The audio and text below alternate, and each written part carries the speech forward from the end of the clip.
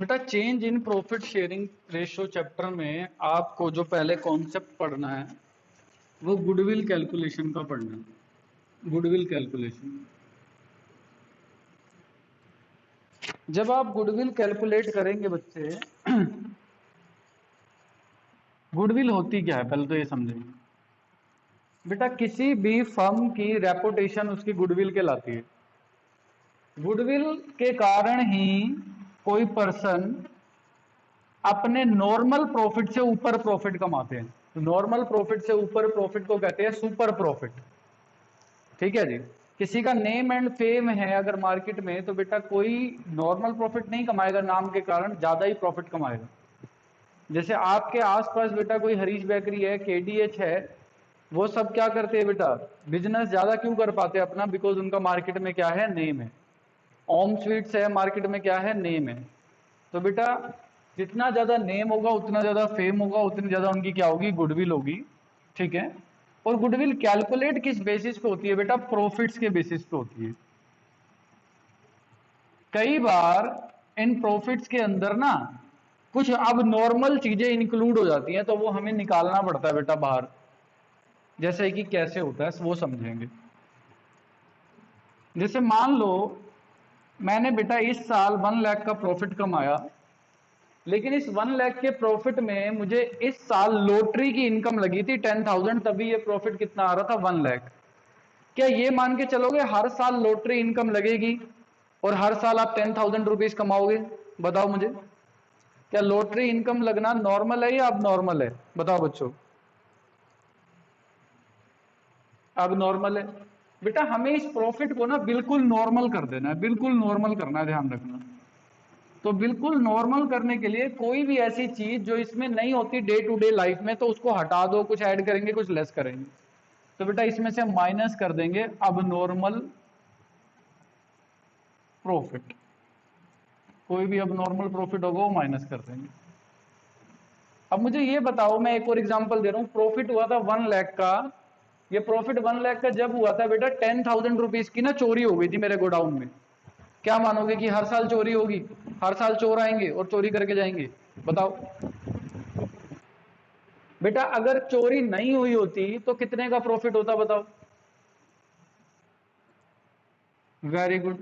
कोई ऐसा लॉस जो अब नॉर्मल नेचर का है जिसके कारण आपका प्रॉफिट कम आ गया है, तो बेटा उसे ऐड कर दो।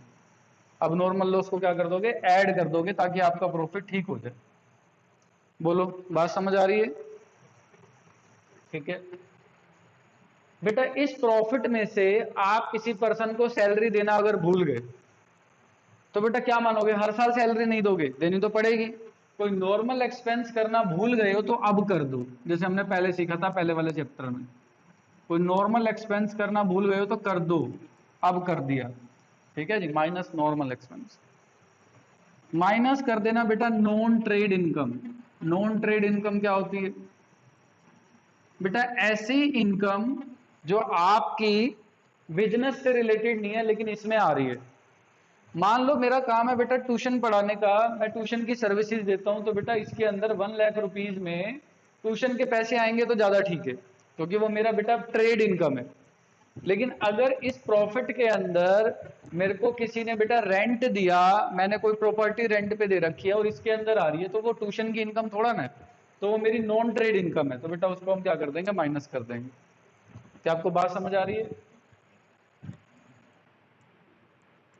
Plus minus rectification of errors. Sir ये क्या चीज है बेटा? इसको हम मेनली डिस्कस करेंगे क्वेश्चन से। होता क्या है ये, वैसे थोड़ा सा डिस्कस कर लेते हैं। बेटा कई बार हमने जैसे मान लो एक व्हीकल खरीदा, व्हीकल खरीदने को कहते हैं हमने एसेट परचेज करी, लेकिन कई बार क्वेश्चन उसको मान लेता है, व्हीकल खरीदने को रेवेन्यू एक्सपेंडिचर मान लेता है। तो व्हीकल खरीदना रेवेन्यू एक्सपेंडिचर थोड़ा ना है, एसेट है। तो बेटा कई बार रेवेन्यू एक्सपेंडिचर मानने के कारण उसको पी एंड एल में डाल दिया जाता है, और पी एंड एल में बेटा पुट करने से वैल्यू से क्या हो जाता है, प्रॉफिट कम आ जाता है, क्योंकि खर्चा बढ़ जाता है। तो कई बार गलतियां हो जाती है प्रॉफिट में, किसके कारण, रेक्टिफिकेशन ऑफ एरर्स के कारण।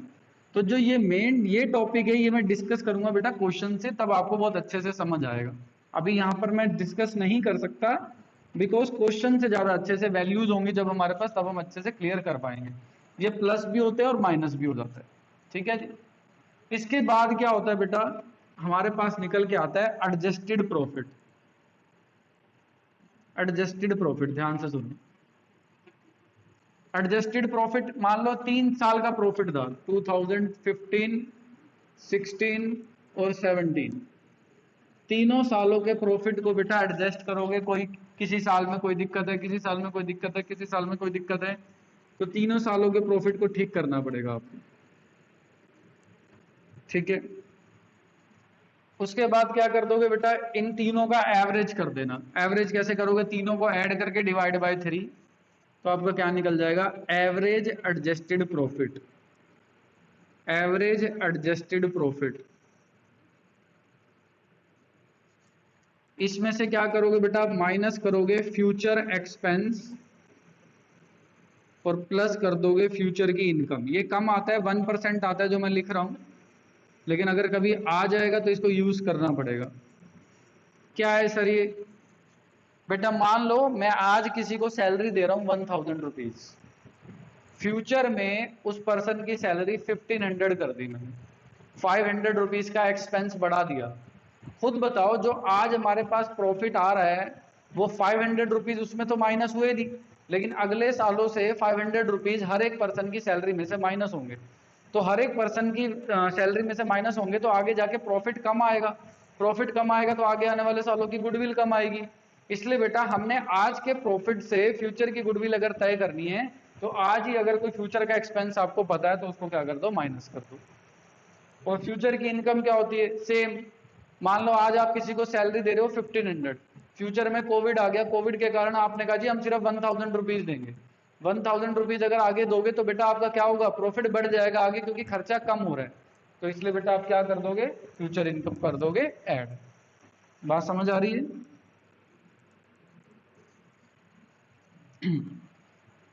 बाकी ये 1% ही यूज होगा, बहुत कम क्वेश्चन आएंगे जिसमें दोनों चीजें यूज होंगी। ठीक है ना। इसको बेटा एडजस्ट करने के बाद निकल के आता है फ्यूचर मेंटेनेबल प्रॉफिट, एफएमपी।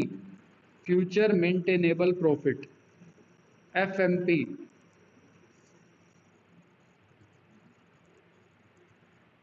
और बेटा हम इसको एवरेज प्रॉफिट भी बोलते हैं, हम इसको एवरेज प्रॉफिट भी बोलते हैं 12th क्लास में।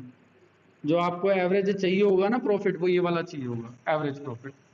तो सर गुडविल कैसे निकलेगी, बेटा गुडविल जो हम पढ़ रहे हैं अभी अकॉर्डिंग टू एवरेज प्रॉफिट पढ़ रहे हैं, तो गुडविल का फॉर्मूला बनेगा goodwill equal to average profit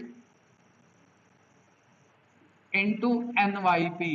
NYP, NYP क्या होता है, एनवाईपी की फुल फॉर्म होती है बेटा number of year of purchase. कुछ नहीं है बेटा, ये क्वेश्चन में गिवन होता है कि आपने जो परचेज करी है गुडविल, वो आपको कितने सालों तक बेनिफिट देगी, तो वो number of year of purchase होते हैं। वो आपको क्वेश्चन गिवन होता है, जो भी आपका एवरेज प्रॉफिट निकलेगा उससे मल्टीप्लाई करना पड़ता है, तो आपकी गुडविल आ जाती है according to average profit method. ठीक है जी, क्या आपको इतनी बात समझ आती है बच्चों? बोल, इसको नोट करो बेटा, फिर हम क्वेश्चन स्टार्ट करेंगे।